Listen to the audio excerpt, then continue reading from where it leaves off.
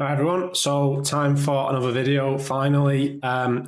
Sorry for the couple of weeks break. Some circumstances changed for me and I needed to work on a few things.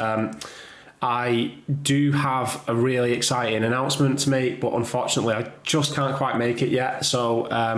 But it will be imminent in the near future around what I'm going to be doing with this channel and where my career is going to take me into 2024. I've actually wanted to do this video for quite a while. There are other videos on YouTube about the changes to Fortinet certifications, but as of the 1st of October, the program has officially changed. Anyone that had existing certifications that were taken and valid for 2 years prior, your certifications may have automatically mapped to the new model. We'll cover that in a little bit of detail.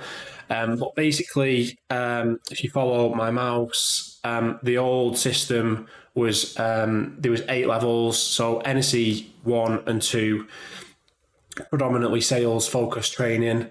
NSE 3 was sort of pre-sales training. NSE 4 was your base, around 40 gate. That was your entry level single exam there. NSE 5 was more specialities, so covered multiple different topics, and you required to pass 2 exams to get a valid NSE 5. I think I have EMS and manager in there. NSE 6, again, specialization really, multiple different exams that you could take to obtain an NSE 6. You needed to have 4 specialization exams to have a fully fledged valid NSE 6. So that covered things like ADC, FortiWeb, FortiMail, that kind of thing. NSE 7, in the old world, single exam, specialization. So examples are the ones that I have: enterprise firewall, SD-WAN, operational technology, and public cloud. And I think there's an analytics one as well in the old NSE 7 world. And NSE 8 for the gurus required you to pass 2 exams, first a written and then a practical examination, very similar to CCIE level if you're familiar with Cisco. So the new world has changed things slightly. NSE 1 and 2 now map to Fortinet Certified Fundamentals, or FCF. NSE 3 does not automatically map to Fortinet Certified Associate, or FCA. Some of the topics that are in NSE 3 might be valid and aid you with the new exam, but one thing to call out, and there was a lot of confusion around this, is that FCA is a standalone training on its own, and there's actually a test associated with it.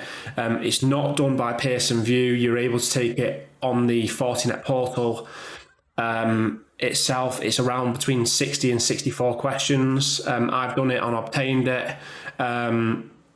It's not the most difficult of exams, but it basically tests you around your base 40 gate knowledge. But just to call out here, a lot of partners will be needing this exam for their partnership status. So it's something to consider looking into, I would suggest.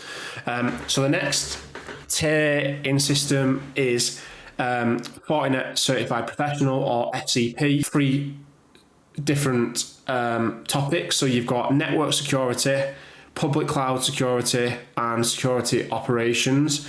And what we will do now is we will dive into what each of the requirements for each of these badges are. You do need to take multiple exams to obtain the badge. So let's look into that now. Okay, so if we look at Fortinet Certified Professional, the first one is network security. This is the one, if I'm being honest with you, that I've seen most people have at the minute. I have this one. So to require this badge, you are required to have a valid what was NSE3, so that's the core, and then you need to have one elective out of FortiManager, FortiSwitch, Wireless LAN, EMS, FortiNAC, Authenticator, or FortiAnalyzer.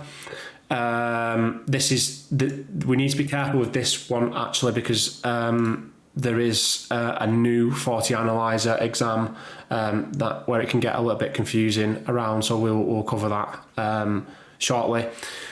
So in my case, I had a valid NSE3, I had a valid NSE5 with FortiManager, a valid NSE6 with FortiSwitch, a valid NSE6 with Wireless LAN, a valid NSE5 with FortiClient EMS,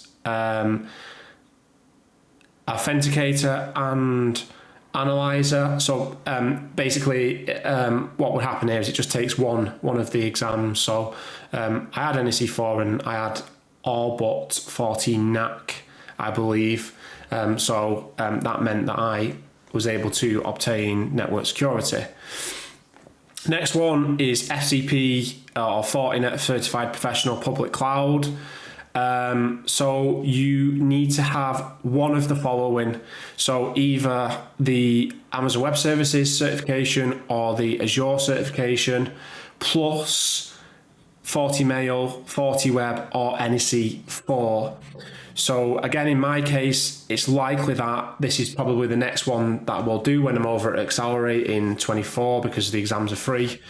I will probably take Azure because I'm more comfortable with Azure. There are videos about Azure deployments on this channel already, and I already have Mail, Web, and FortiOS, so I would then obtain another FCP.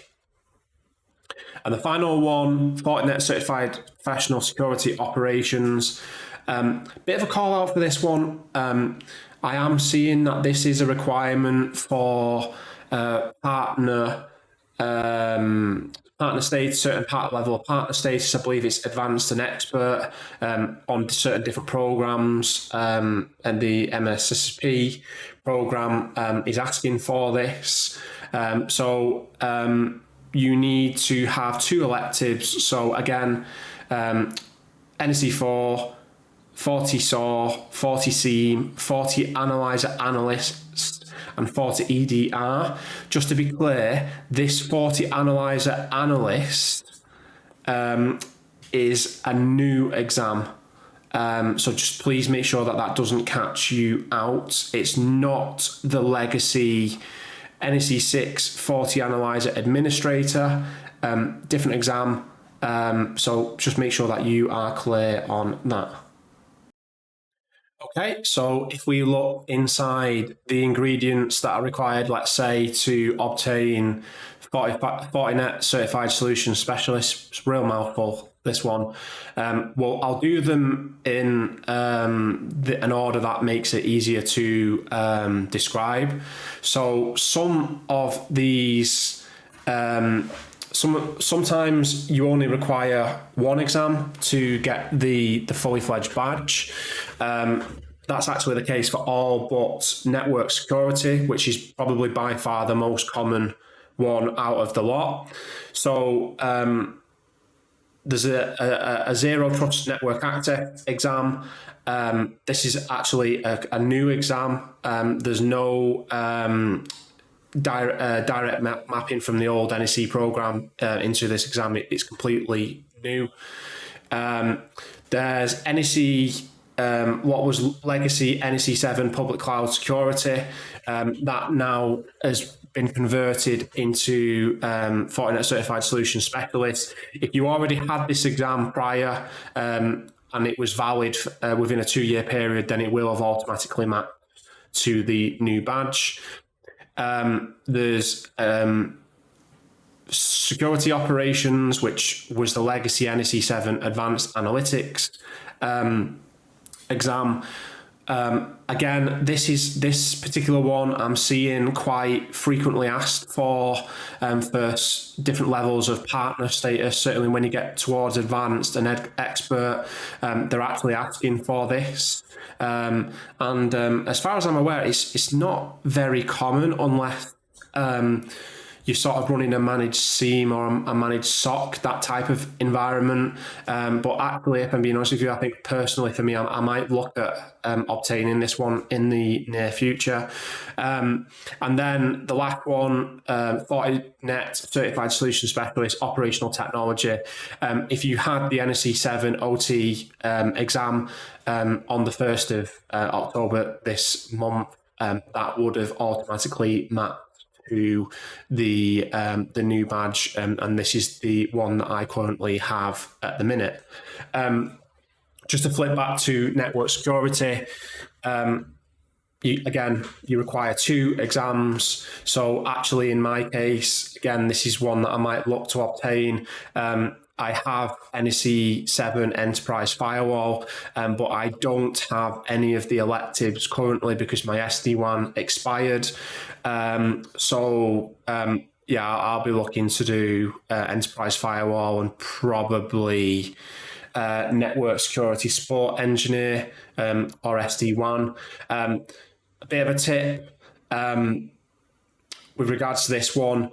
Enterprise Firewall version 7.0 is renowned for being the tougher of the exams, and that actually covers a lot of the contents that are required for Enterprise Firewall and Network Security Support Engineer. What Fortinet did with version 7.2 is they actually split them into different categories. So you have what was legacy NSE7 Enterprise Firewall 7.2, and then you actually have Network Security Support Engineer version 7.2.